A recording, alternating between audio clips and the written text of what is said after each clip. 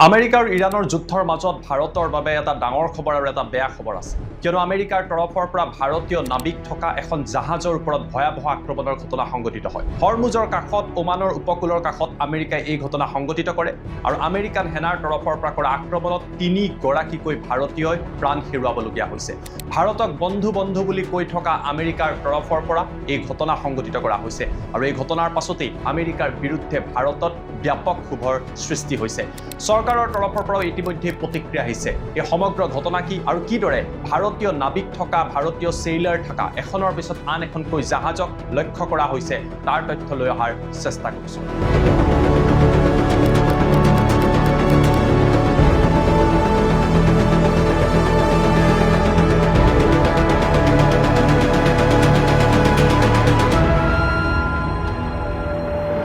নমস্কাৰ মই জ্যোতিদীপ বৈশ্য জাহাজখনৰ নাম আছিল এমটি সাটেবেলো এই জাহাজখন ওমানৰ সমীপৱৰ্তী উপকূলত আছিল অৰ্থাৎ ইন্টাৰনেশ্যনেল ৱাটাৰত আছিল কিন্তু এই জাহাজখনক লক্ষ্য কৰি লোৱা হ'ল আমেৰিকাৰ সেনাৰ তৰফৰ পৰা এমটি সাটেবেলোখন হৈছে পালাও ফ্লেগ এখন জাহাজ যদিও জাহাজখন পালাও আছিল তাত থকা 24 গৰাকী ক্ৰু মেম্বাৰ আৰু সেইলাৰ ভাৰতীয় আছিল ইয়াৰ 21 গৰাকীক এই আক্ৰমণৰ পাছত উদ্ধাৰ কৰা হয় যদিও 3 গৰাকীকৈ ভাৰতীয়ই এই ঘটনাত প্ৰাণ হেৰুৱাবলগীয়া হৈছে অৰ্থাৎ এই যুদ্ধৰ ফলত আমেৰিকাৰ আক্ৰমণত 3 গৰাকীকৈ ভাৰতীয় নাগৰিকৰ মৃত্যু হৈছে ভাৰতক বন্ধু বুলি কোৱা ডোনাল্ড ট্ৰাম্পৰ আমেৰিকাৰ এই কাণ্ড যি কাণ্ডক লৈ এতিয়া ব্যাপক প্ৰতিক্ৰিয়াৰ সৃষ্টি হৈছে মৃত্যু হোৱা ভাৰতীয় নাগৰিকসকল ক্ৰমান্বয়ে হৈছে আদিত্য শৰ্মা শিৱানন্দ চৌৰাচিয়া আৰু পাটলানা সুৰেশ এই 3 গৰাকীকৈ ভাৰতৰ নাবিক তথা ইঞ্জিনিয়াৰ প্ৰথম অৱস্থাত সন্ধানহীন হৈ আছিল পিছৰ পৰ্যায়ত তেওঁলোকৰ নশ্বৰ দেহ উদ্ধাৰ কৰা হৈছে ইতিমধ্যে শিপিং মিনিষ্টাৰ সৰ্বানন্দ সোণোৱালৰ তৰফৰ পৰা সামাজিক মাধ্যমত এই কথা প্ৰকাশ কৰা হৈছে য'ত তেওঁ উল্লেখ কৰিছে যে এমটি সাটেবেলো নামৰ যিখন পালাও ফ্লেগেট জাহাজ আছিলে তাত থকা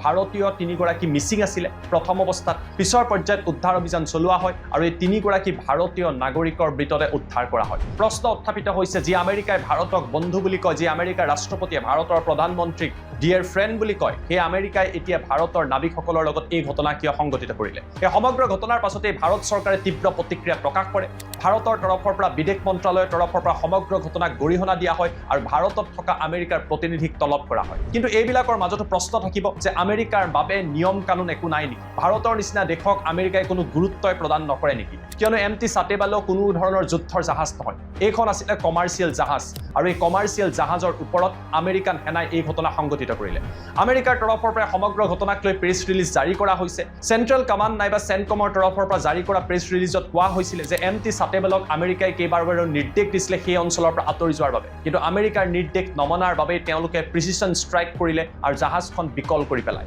কিন্তু ডাঙৰ প্ৰশ্নটো উত্থাপিত হৈছে যে সমগ্ৰ ঘটনাক অগ্ৰাহ্য কৰিছে জাহাজত থকা ভাৰতীয়সকলে তেওঁলোকে ক'ব বিচাৰিছে তেওঁলোকৰ লগত কোনো ধৰণৰ কমিউনিকেশ্যন হোৱাই নাছিল কোনো ধৰণৰ তেওঁলোকক বাৰ্তা দিয়া হোৱা নাছিল আৰু হঠাতে আমেৰিকাৰ তৰফৰ পৰা আক্ৰমণৰ ঘটনা সংঘটিত কৰা হয় আমেৰিকাৰ তৰফৰ পৰা ক'ব বিচৰা হৈছে যে আমেৰিকাই জাৰি কৰা নেভেল ব্লকেট তেওঁলোকে মানিব বিচৰা নাছিল তাৰ বাবে আক্ৰমণ কৰা হৈছে কিন্তু প্ৰশ্ন উত্থাপিত হৈছে যে আমেৰিকাৰ নিচিনা সেনাই এখন কমাৰ্চিয়েল জাহাজৰ ওপৰত কিয় আক্ৰমণ কৰিলে এই ঘটনাবিলাক যেতিয়া ইৰাণৰ তৰফৰ পৰা কোনো প্ৰান্তত সংঘটিত হয় ইউৰোপীয় দেশসমূহে গৰিহণা দিয়ে আমেৰিকাই গৰিহণা দিয়ে যিসমূহ পশ্চিমীয়া দেশসমূহে ডাঙৰ ডাঙৰ কথা কয় কিন্তু যেতিয়া আমেৰিকাই এই ঘটনা সংঘটিত কৰে 3 গৰাকীকৈ ভাৰতীয় লোকৰ মৃত্যু হ'ল এই পৰ্যন্ত পশ্চিমীয়া দেশসমূহ সম্পূৰ্ণৰূপে নিমাত হৈ আছে হয়তো আমেৰিকাই নিজৰ শক্তিৰ সহায়ত বিশ্বক বশ কৰি তুলিছে আৰু তাৰ বাবে আমেৰিকাৰ বিৰুদ্ধে মাত মাতিবলৈ এতিয়া সাহস কৰা নাই এই ঘটনা সংঘটিত হোৱাৰ 24 ঘণ্টা নহওঁতে ভাৰতৰ আন এখন জাহাজৰ ওপৰত আক্ৰমণৰ ঘটনা সংঘটিত হৈছে অঞ্চল একেটাই অৰ্থাৎ ওমানৰ সেই উপকূল জাহাজখনৰ নাম হৈছে এমটি জলবীৰ এই এমটি জলবীৰতো কেইবাগৰাকীও ভাৰতীয় ক্ৰু আছিল আৰু দাবী কৰা হৈছে এই জাহাজখন ভাৰতৰ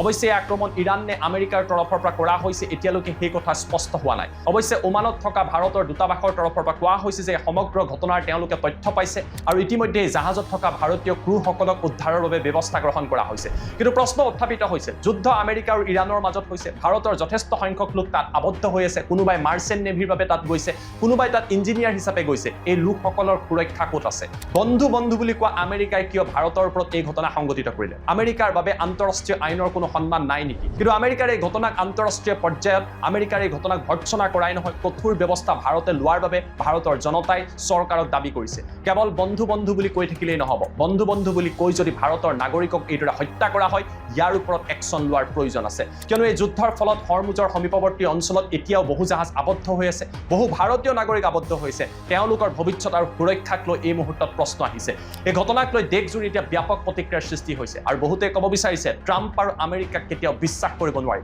ট্ৰাম্প আৰু আমেৰিকাক যোনে বিশ্বাস কৰে সেই দেশৰ ওপৰতেই ট্ৰাম্পে এই ঘটনা সংঘটিত কৰে এই সমগ্ৰ ঘটনাক লৈ আপোনালোকে কি ভাবে আমেৰিকাক লৈ ভাৰতে কি পদক্ষেপ গ্ৰহণ কৰিব লাগে আৰু আমেৰিকাই যিদৰে বিশ্বত নিজৰ শক্তি প্ৰয়োগ কৰিব বিচাৰিছে ইয়াক লৈ কি ভাবে আমাক কমেন্ট কৰি জনাবলৈ নাপাহৰিব কিন্তু আমেৰিকাই যি কাম ভাৰতৰ ওপৰত কৰিলে এই কাম আৰু এই ঘটনা কেতিয়াও গ্ৰহণযোগ্য হ'ব নোৱাৰে আৰু এগৰাকী গৰ্বিত ভাৰতীয়ই এই কথা কেতিয়াও যে মানি নলয় সেয়া সুনিশ্চিত